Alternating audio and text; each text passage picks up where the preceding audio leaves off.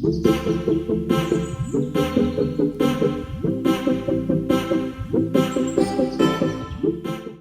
is up guys? Kamusta ang buhay seaman?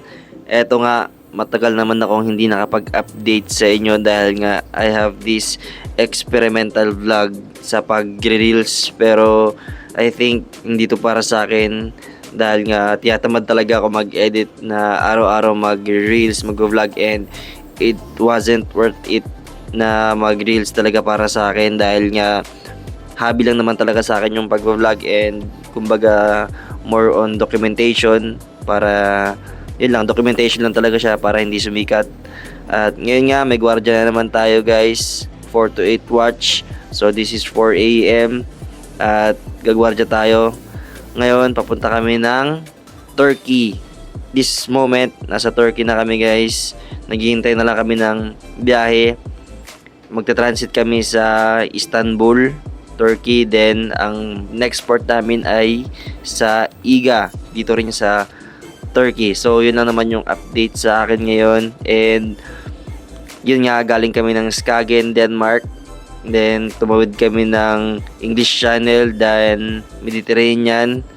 So mostly ang trabaho ng isang able seaman is during that time is maintenance. Tapos minsan may gwardiyahan din. So yun lang naman yung routine ng pagiging able seaman. Day work, maintenance, then gagwardya sa bridge as a lookout, minsan helmsman.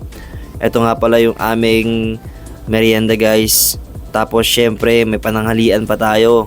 Yan, busog na busog talaga dito guys compared sa lupa. So kayong mga kabaro, uwi ka pa ba yan? Yan o guys, busog na busog talaga tayo dito. At ayun nga guys, dito na matatapos ang aking pag-reels.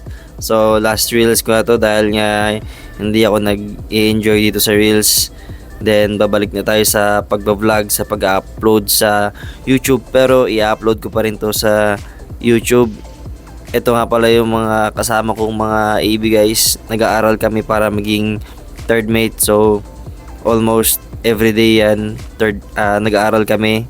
Yan, underweight pa to nung papunta kami ng Mediterranean.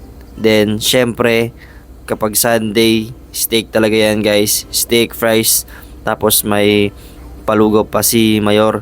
Kaya ayos na ayos talaga dito sa barko guys. Yan o, steak, mahal na yan sa lupa guys.